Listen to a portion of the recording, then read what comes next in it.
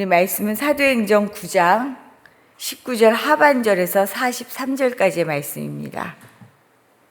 오늘 본문은 예수의 도를 따르는 이들을 잡멸하기 위해서 다메섹으로 가던 바울이 부활의 예수님을 만나면서 그의 삶의 가치 뿐만 아니라 목표와 삶의 태도, 방향이 다 달라지는 것을 지금 보여주고 있습니다.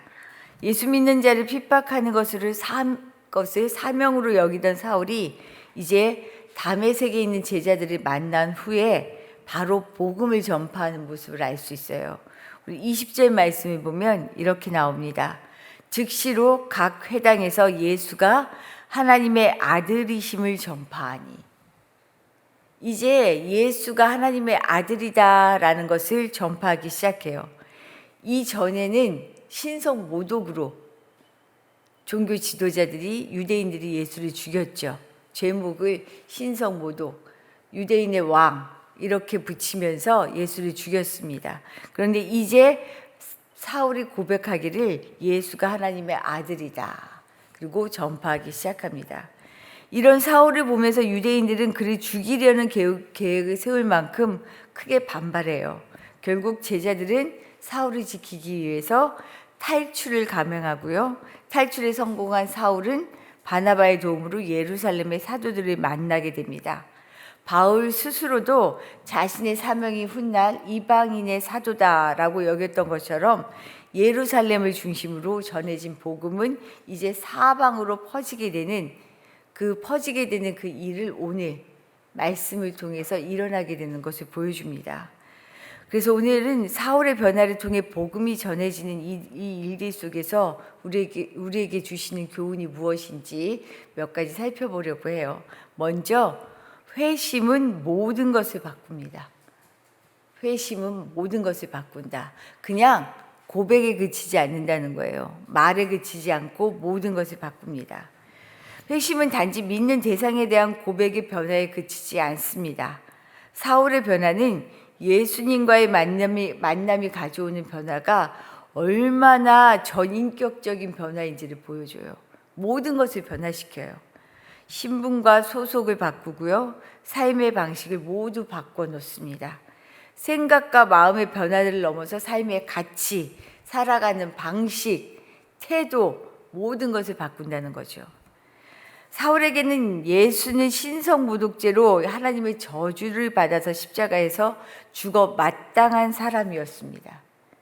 그래서 예수는 물론 예수 믿는 사람의 흔적까지 모두 지우려고 하는 것이 그의 사명이었어요. 이것이 하나님을 향해 마땅히 해야 할 자신의 충성이다라고 믿었기 때문입니다. 그런데 그의 생각이 달라지죠. 예수를 만나더니. 부활하신 예수의 음성을 듣더니 달라집니다. 사실은 예수가 자신의 죄 때문에 죽은 것이 아니라 죄의 저주 아래 있는 우리 모든 사람들을 위해 돌아가신 것이다 라는 것을 깨닫게 된 거예요. 갈라디아 3장 13절에서 이렇게 고백합니다. 그리스도께서 우리를 위하여 저주를 받은 바 되사 율법의 저주에서 우리를 속량하셨으니 기록된 바 나무에 달린 자마다 저주 아래에 있는 자라 하였습니다.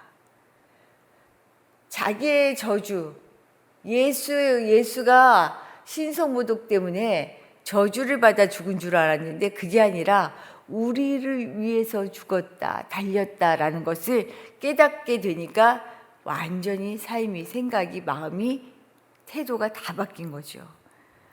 부활하신 예수님과의 만남을 통해 예수님의 죽음이 더 이상 죽을 죄인의 죄값을 받은 것이 아니고 오히려 하나님의 뜻에 순종하신 메시아, 하나님의 아들의 고난이라는 것을 깨닫게 됩니다. 그러니까 그의 가치관, 인생의 목표와 방향, 모든 것이 달라지죠.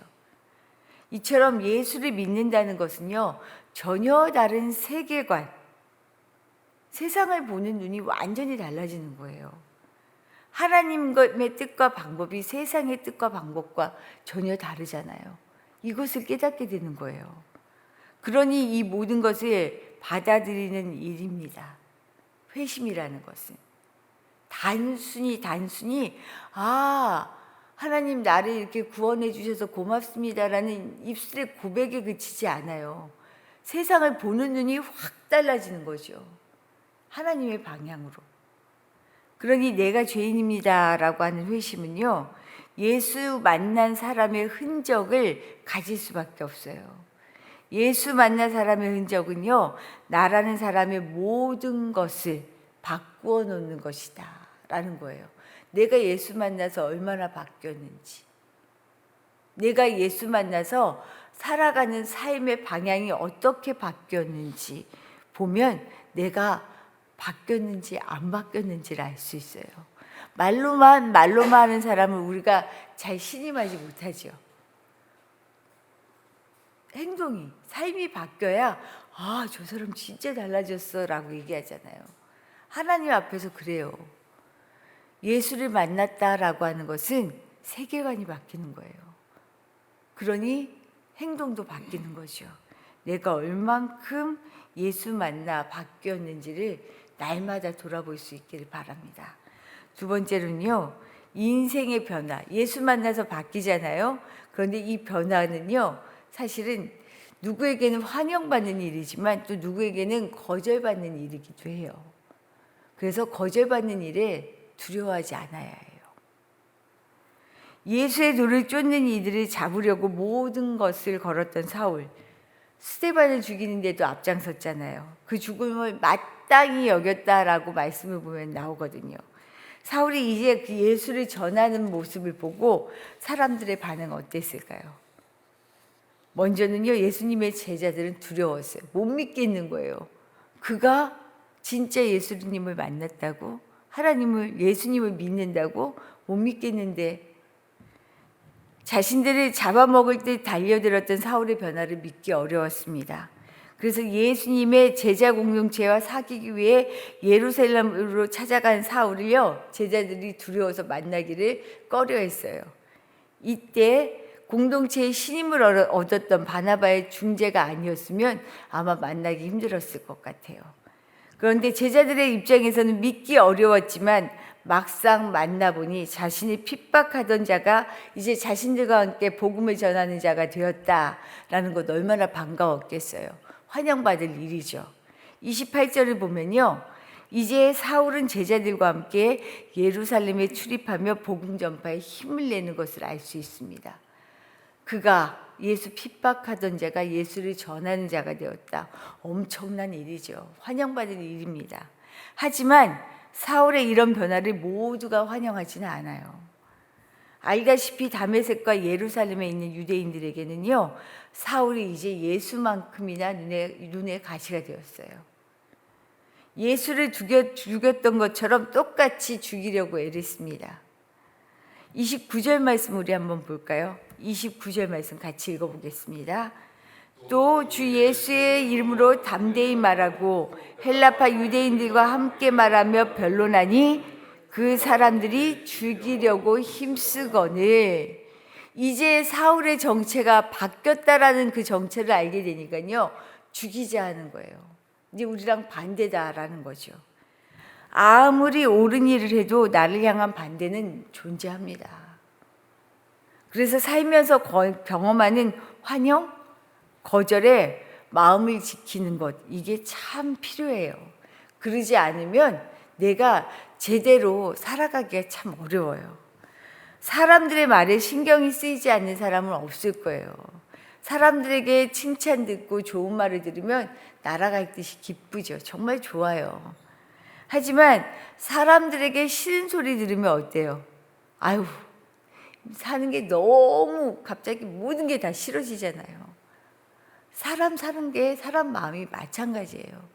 그러나 사람들이 하는 칭찬 때문에, 하는 거절의 말 때문에 우리가 휘둘리면요, 정말 제대로 살아갈 힘을 잃게 됩니다. 여기 휘둘리지 않아야 해요. 사실 사울이 다메섹 도상에서 예수님을 만났을 때 예수님이 그에게 하신 말씀, 거창한 말씀 아니었어요. 두 가지로 분류할 수 있어요. 사울아, 사울아, 내가 어찌하여 나를 박해하느냐?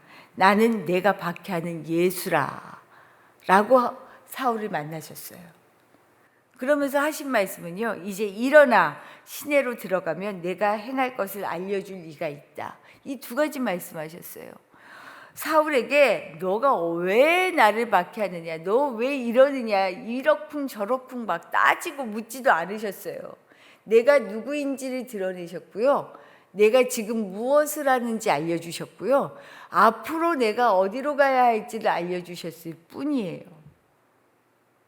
이 말씀은 뭐냐, 사울에게 지금 사울의 정체, 사울이 하고 있는 일, 내가 지금 무엇을 하고 있는지를 보여주시는 거예요.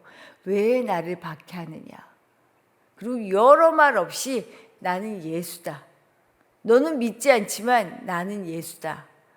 그리고 지금 눈이 감겨서 아무것도 할 수 없는 사울에게 누구를 찾아가라. 이 말씀만 하신 거죠. 이 말씀 앞에서 어떻게 해요? 사울이 자기를 보게 된 거예요. 자기를 제대로 보니까 예수가 보이는 거예요. 말씀을 잘 보고 기도를 잘하면, 나를 보면 그 안에 내게 말씀하시는 하나님이 보이거든요. 그러니까 그가 갈 삶의 방향까지 하나님의 뜻을 따르게 되는 거죠. 예수 믿음의 확신은 사람을 두려워하지 않습니다. 근데 이게 정말 두렵지 않아서 두렵지 않은 게 아니에요. 두렵지 왜 안 두려워요? 사람의 말이 신경 쓰이지 왜 안 신경 쓰여요? 그런데 두렵지 않고 신경 쓰지 않는 이유는 더 두려운 분이 하나님이라는 것을 알기 때문이에요. 이것을 알면 사람의 두려움을 이렇게 비껴 뒤로 제칠 수 있는 힘이 생기기 때문이에요.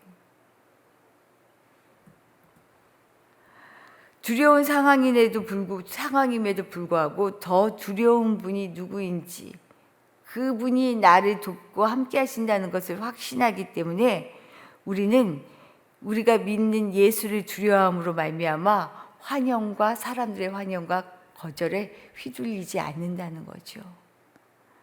우리 삶에는요, 나를 지지하는 사람도 있고 나를 반대하는 사람도 있어요. 우리가 다른 사람의 말을 들어야 할 때가 있고 듣지 않아야 할 때가 있죠. 이것을 분별하는 힘은 어디에 있을까요? 믿음의 양심에 있습니다. 그래서 나를 잘 봐야 해요. 내가 정말 믿음 앞에 잘 서고 있느냐. 이것을 날마다 보는 사람은 사람들 앞에 휘둘리지 않을 힘을 얻을 수 있습니다. 이것이 성령의 능력이죠. 오늘도 그렇게 믿음으로 살아가실 수 있기를 축복합니다. 이렇게 사울의 회심이 온전하게, 정말 온전하게 이루어지니까 복음이, 예루살렘 안에 갇혀있던 복음이요, 사막으로 퍼지는 일이 진짜 일어나기 시작해요. 그것을 눈으로 보여주고요. 뒷부분 우리가 자세히 보지 않았지만 베드로가 사방으로 퍼져나간 복음을 향해 예루살렘을 벗어나 다른 지역으로 가면서 기적을 일으키는 모습을 보이잖아요. 중풍병자를 고치고 죽은 사람을 살리고. 맞아요. 이게 복음의 힘입니다. 능력입니다. 복음은요, 한계를 넘어서는 거예요. 경계를 넘어가요. 지역의 경계를 지금 넘었죠. 예루살렘을 넘어 이방 땅으로. 근데 우리가 넘어설 경계는 지역뿐만이 아니에요. 사실 수많은 경계를 우리가 넘어가죠. 내 생각의 경계, 삶의 경계, 지경의 경계, 여러 가지 가치의 경계. 우리가 이 경계를 얼마나 넘느냐에 따라서요, 우리의 믿음의 깊이가 더 깊어지고 넓어집니다. 주님 앞에 이렇게 넓어지고 깊어지는 사람 되시기를 축복합니다. 주신 말씀 생각하며 기도하도록 할게요. 하나님, 주님 만나서 살아가는 것이 말의 고백을 넘어서 내 삶이 하나하나 한층 한층 달라지는 것, 그래서 모든 것이 변한다는 것이 무엇인지를 경험하는 일이 되게 해주십시오. 내가 다른 사람이 아니라 내가 이런 변화를 이루며 살게 해주십시오. 기도하시고요. 살면 나를 좋아하는 사람도 있지만 나를 반대하는 사람도 있어요. 하나님 하나님 이런 것에 너무 두려워하지 않게 하시고 중요한 것은 중심이 주님 앞에 있어서 믿음의 양심을 따라 나를 잘 보고 그 양심을 따라 살아가는 힘이 있게 해주십시오. 기도하시기를 바랍니다. 또한 오늘은 더불어서 우리 교회 공동체를 위해서 기도하는 날이에요. 우리 교우들 늘 강건하게 해주시고 있는 자리에서 몸도 마음도 건강해서 정말 하나님이 쓰시기에 부족함이 없는 우리 교우들 한 사람 한 사람 되게 해주십시오. 기도하시고 우리 자녀들을 위해 기도해 주시고 우리 홍성희 집사님이 이제 곧 미국에 가셨잖아요. 곧 돌아오시게 될 텐데 정말 안전하게 건강하게 잘 다녀오실 수 있도록 또 기도해 주시기를 부탁드립니다. 기도드리겠습니다.